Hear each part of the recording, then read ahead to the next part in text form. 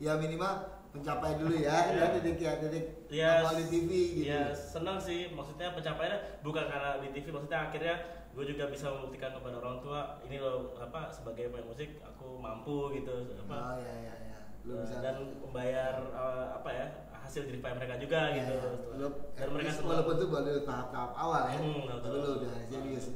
Nah, kalau lu bro sempat main band SMA. Karena diajakin guru gua tadi itu dan dia bikin band tapi untuk main acara-acara wedding.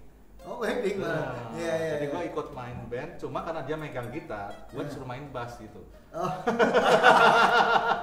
Rupanya lumayan, waktu itu dapatnya 15.000 lah honornya satu kali. Sempat beberapa kali gitu. Beberapa kali. 15.000 tuh banyak tuh lumayan untuk anak SMA lagi kan saat itu.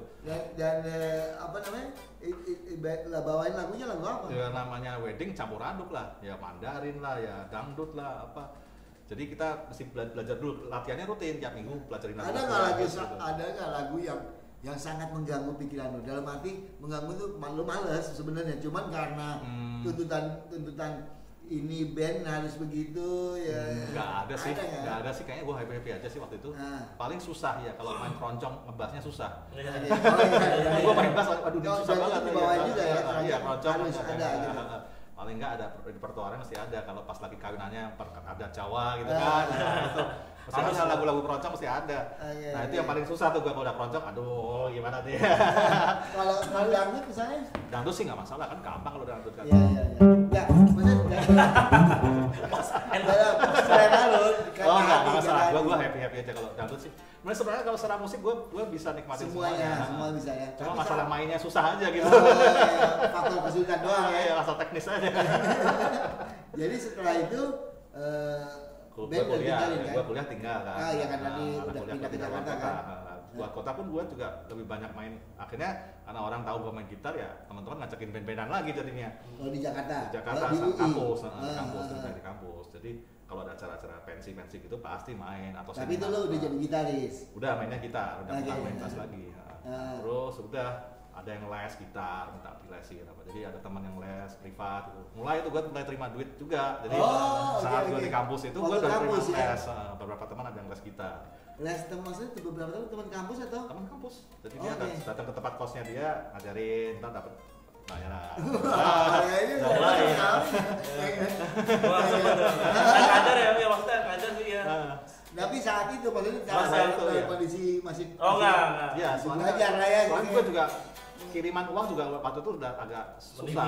Tapi lumayan lu dapat itu ya. Untuk survive lah kayak intinya. Ngerti banget. Tapi nggak menariknya mereka pengen belajar apa sebenarnya bro?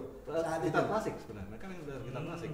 Jadi karena gue waktu di kampus kan gue udah ikut lomba-lomba festival Yamaha segala macam. Jadi kan gue ada perbendaharaan yang gue main kalau tiap kali ada acara. Kayak lagu becak itu kan gue udah dari tahun 86 sebetulnya bikin itu. Jadi saat itu pun orang nggak tahu, kok bisa main gitu gimana? Oh ini mesti belajar gitar klasik, udah les.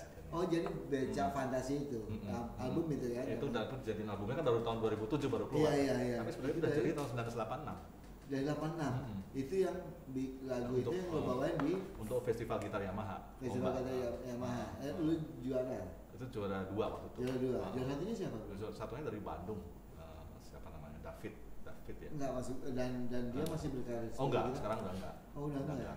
Ya, sayang juga, dia juga menariknya tuh banyak festival-festival kayak gitu ya. Dan banyak juara, tapi itu sampai situ udah bukan di bidang itu lagi, bukan di bidang musik lagi. Termasuk apalagi yang elektron, ya betul. Piano ya. Padahal kalau dia di musik paling jadi guru biasanya. Larinya ke sekolah musik atau bikin sekolah musik. Biasanya begitu. Nah, dari waktu karir ya bisa bilang sebagai lintasan perjalanan musik gitu lewatin festival-festival itu, dan saat itu juga sementara kuliah kan tetap jalan kan? Ya, tetap jalan terus. Lo memang bertekad untuk selesai ya. Kan nggak enak sama orang tua lah. Jawab ya. Iya. Tapi saat itu kan artinya aktivitas musik udah mulai mengganggu dong. Saling mengganggu ya. Memang gue nilai gue pas-pasan terus sih. Tapi IP ya, pokoknya pas bandrol terus gitu. Yang penting lewat. Nah, masalahnya kan di saat itu lo udah punya pikiran nggak? Ini gue selesaiin. Gue udah mulai kepikir, wah kayaknya gue mau jadi guru gitar aja dah gitu. Terus gue nanya-nanya kayak waktu itu gue udah hampir lulus kan tahun 90. Gue 90 tahun 1990. Gue nanya ke Yamaha, ya bisa karena gue kan punya sertifikat mengajar, gue udah punya. Cuma nggak ada muridnya, dia bilang. Sekolah musik tuh saat itu belum kayak sekarang ya, saat itu masih sedikit. Era kejayaannya tuh tahun 70-an sampai 80-an. Nah, saat itu dia lagi drop. Ada masanya. Ada masanya waktu itu. Nah, kemudian ya udah akhirnya lagi kan gue akhirnya nganggur lagi gitu kan, masih belum jelas ngapain gitu. Ketika udah selesai nih, kuliah udah selesai. Terus ada temen gue di kriminologi ini, Mansur Herman namanya ini, yang dia masuk ke tabloid Nova itu.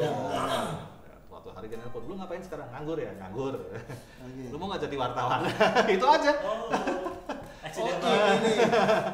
Karena kepepet ya. Oke.